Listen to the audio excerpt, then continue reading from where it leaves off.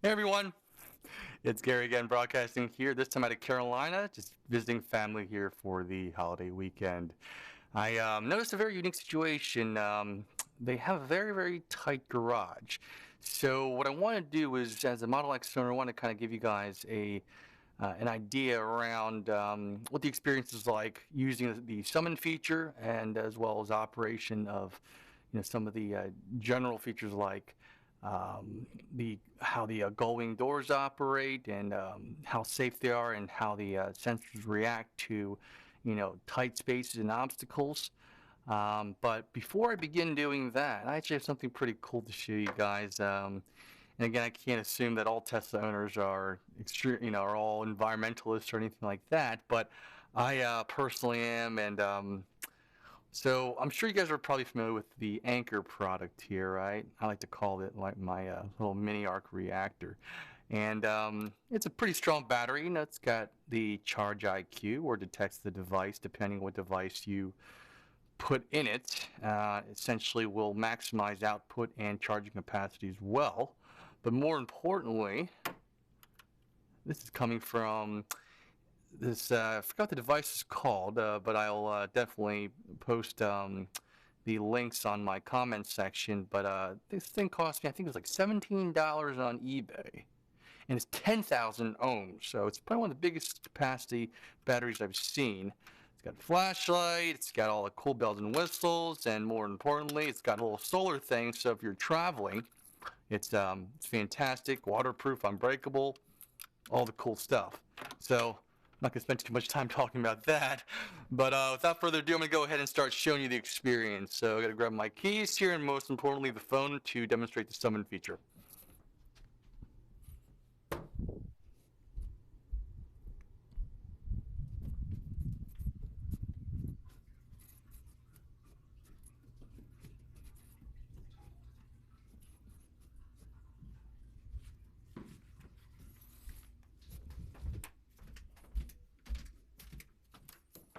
Alrighty, so we're here in the garage. So first I'm going to show you the experience of opening the gull-wing doors here, the Falcon wing doors in the garage. Because as you can see, you got an overhanging, obstacle there. So let's see what happens. Left side first.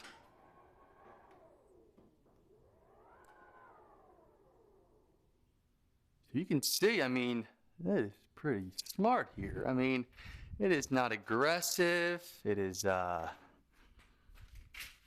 it's not even going to hit this piece, as you can see, from my perspective at least. Now, of course, you want to open it up completely. You got a little button right here. You just slide it up.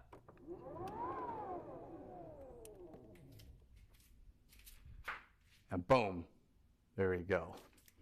Well, that just gave me an idea. I'm going to do another video about how much golf clubs you can store and bags and all that good stuff, because that's a huge thing for golfers.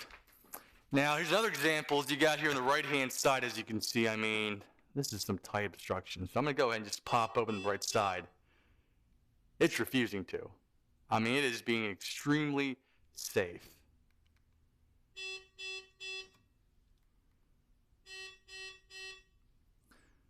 All right, so we're going to go ahead and close this.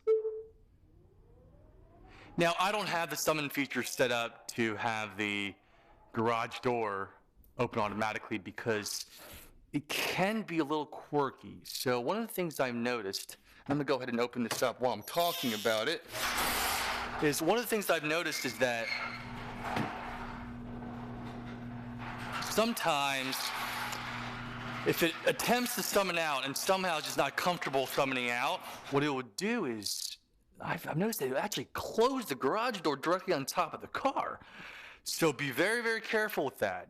I strongly recommend that if you have anything that's a sloped driveway that's not perfectly flat, do not use the automatic garage door piece component in the summon feature. Let's go ahead and get this thing out of here. Connecting the vehicle, and of course forward.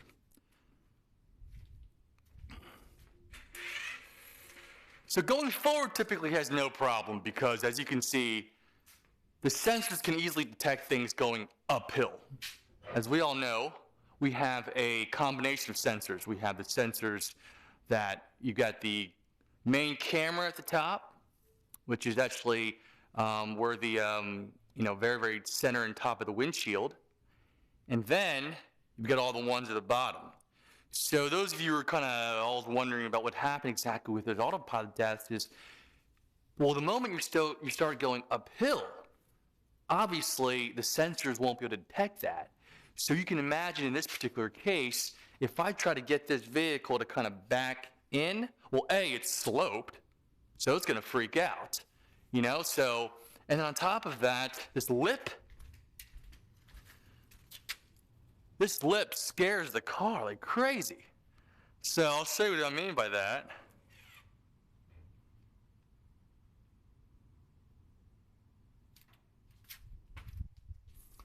And it's hot today here out in Carolina.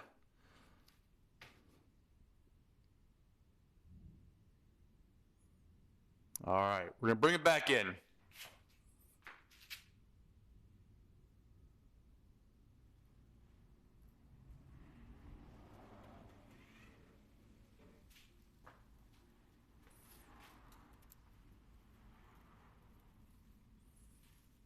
See how good of a job it does this time, because I've only once or twice got to successfully do it. See, so it stopped. I mean, so I've got the actual summon setting set at 28 feet. Oh, sorry, 28 inches, or I forgot whatever it is. It's 28 and 28. I didn't want to get any, set a very aggressive number just in case. But let's just try it one more time to see if this time it'll actually try and park itself. But the whole purpose of me showing you this, just show you, this car's safe. I'm not scared. I mean, hey, I'm letting go. You're gonna see me. I'm not touching anything to let this thing stop. So just go ahead and watch this. I'm gonna sit right here too.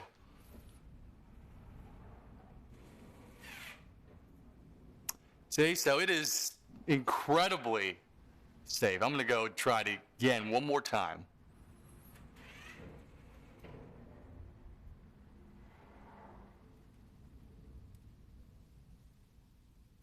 And yes, Jarvis is my co-pilot.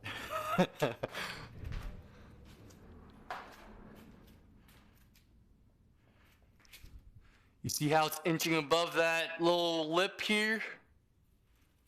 All right, come on back, come on back. All right, I finally got it to work. Now remember, imagine this. So I just got this car about 2 months ago, maybe 3 months ago. So, whoa, sorry about that. Hey, so it came in perfectly, no problem.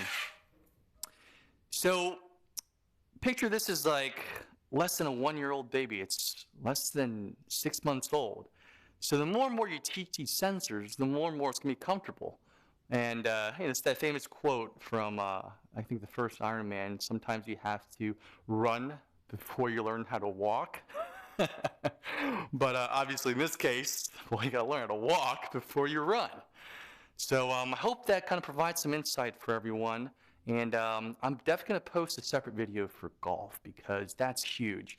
I kept canceling my reservation and re-enabling it because no one at Tesla, could answer my question whether or not I can fit what's the maximum amount of golf clubs and so forth, because as we all know, what's great about Tesla is that their model is all driven by referrals. I mean, look at me. I'm sitting here showing you this, spending my own time, doing my best to educate, you guys out there as Tesla or potential Tesla owners or even current Tesla owners with the Model X. So it's 100% referral driven. Tesla does not spend a single dime on advertising. It is all referrals. I mean, we're talking no TV placement, all that good stuff. Anyway, I hope that information helped, and I'm more than happy to answer any questions, and obviously I'll add more details in the comments section. All right, until next time, hope everyone has a safe and wonderful Labor Day holiday weekend. Take care.